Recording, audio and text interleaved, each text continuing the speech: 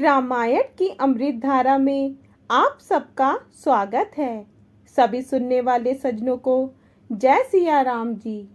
रामायण के पिछले भाग में आपने वहां तक सुना था जब प्रभु को भक्तों के प्रेम वर्ष प्रकट होते देखा है।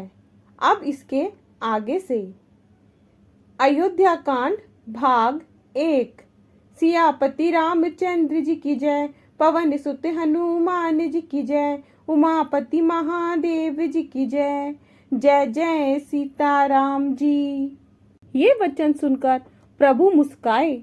नारद जी ने बार बार चरणों में सिर नवाया।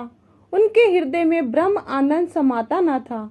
नारद जी श्री रामचंद्र जी के रूप को हृदय में रखकर गुणगान करते हुए चले। दोहा।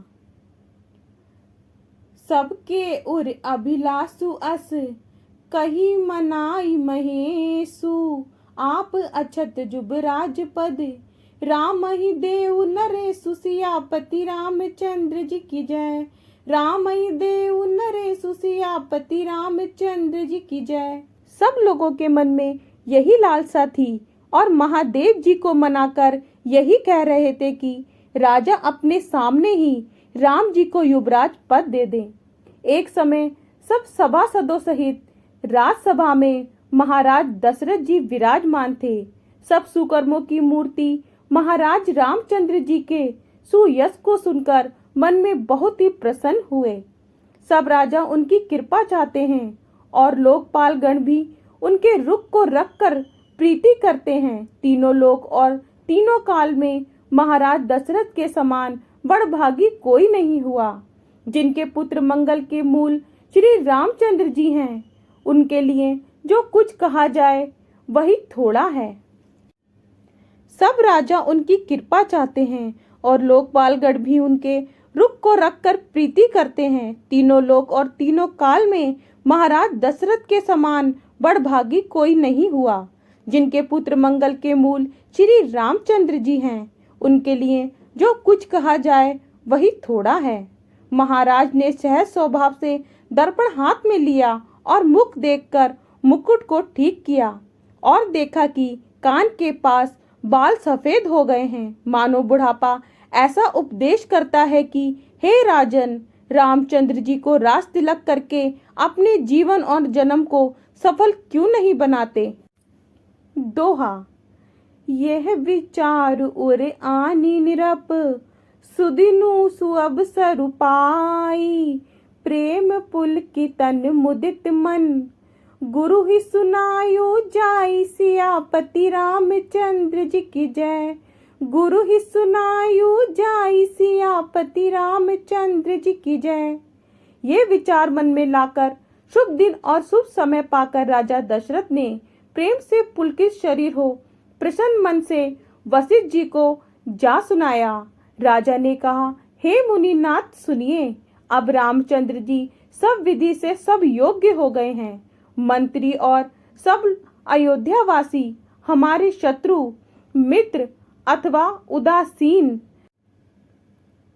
सभी को राम जी प्रिय हैं। हे स्वामी, सभी ब्राह्मण सकुटुंब आप ही के समान स्नेह करते हैं। जो गुरु की चरण को सिर चढ़ाते हैं वे मानो सब संपदाओं को वश में कर लेते हैं। मेरे समान इसका अनुभव दूसरे ने नहीं किया, क्योंकि प्रभु के चरण रज की पूजा करके मैंने सब कुछ पाया है। अब एक कामना मेरे मन में और रह गई है, सो हे नाथ, वह आपकी ही कृपा से पूर्ण होगी। मुनि को सहज स्नेह से प्रसन्न देखकर राजा ने कहा, आज्ञा दीजिए तो कहूँ। दोहा। राजन राउर नाम जसु, सब अभिमत दातारे।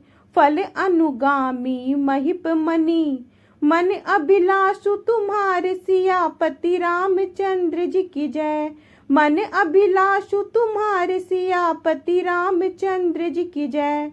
वशिष्ठ मुनि बोले, हे राजन, तुम्हारा नाम और यश सब कामनाओं को देने वाला है। हे राज शिरोमणि, तुम्हारे मन की अभिलाषा के पीछे पीछे चारों फल चलते हैं। राजा अपने मन में सब प्रकार से गुरुदेव को प्रसन्न जानकर मधुर वचन बोले, हे नाथ, रामचंद्र जी को युवराज कीजिए, कृपा करके आज्ञा दीजिए तो राज तिलक की तैयारी की जाए। मेरे जीते जी ये उत्सव हो जाए और सब लोग अपने नेत्रों का लाभ पा जाएं। प्रभु के प्रसाद से शिव जी ने सब मनोरथ पूरे किए हैं, केवल यही अभिलाषा मन में रह गई है। फिर कुछ चिंता नहीं, शरीर रहे या छूट जाए, जिससे पीछे पछतावा ना रहे। दशरथ जी के आनंद और मंगल के मूल वचन मुनि को बहुत भले लगे। वह बोले, हे राजन सुनो, जिसके विमुख होने से लोग पछताते हैं, वही स्वामी राम जी तुम्हारे पुत्र हुए हैं, जो पवित्र प्रेम के अनुरागी हैं। दोहा, बेगी बिलम्बु ना करी अरुणरप, साजु सुबहु समाजु, सुदिन सुमंगल तब ही जब। हे राजन, जल्दी से सब सामान मंगाइए, देर ना कीजिए। शुभ दिन और सुंदर मंगल तब ही है जब रामचंद्र जी युवराज हो जावें। राजा आनंदित होकर महल में गए और अपने सेवकों व मंत्री सुमंत को बुलाया। उन्होंने जय कहकर सिर निवाए, तब सुमंगल वचन सुनाए।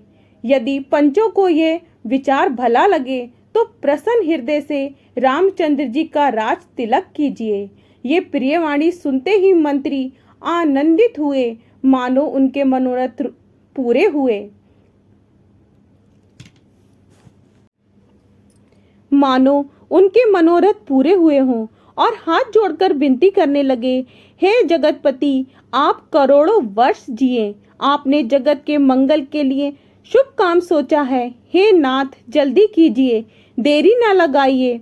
मंत्री के ये वचन सुनकर राजा को ऐसा आनंद हुआ मानो वो परम आनंद में खो गए हों।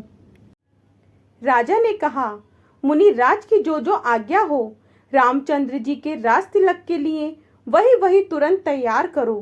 प्रसन्न होकर मुनि मधुर वाणी से बोले, पहले तो संपूर्ण प्रसिद्ध तीर्थों का जल ले आओ, फिर औषधि, जड़, फूल, फल और पत्ते आदि अनेक मंगल पदार्थों के नाम गिनकर बताए।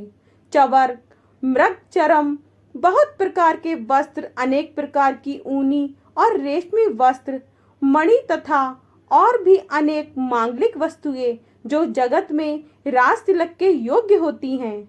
वेद में कहे अनुसार सब सामग्री बतलाकर कहा कि नगर में अनेक मंडप बनाओ और फल सहित आम, सुपारी और केले के वृक्ष सड़कों पर नगर के चारों ओर लगा दो। सुंदर मणियों के मनोहर चौक पुराओ और बाजार सजाने को शीघ्र कहो। श्री गणेश जी, गुरु व कुल देवता का पूजन करो तथा सब भांति से ब्राह्मणों की सेवा करो। आगे का भाग कल। जय सिया राम जी। अगर आपको पसंद आए तो लाइक, शेयर, कमेंट्स कीजिए और हमारे चैनल को सब्सक्राइब कीजिए।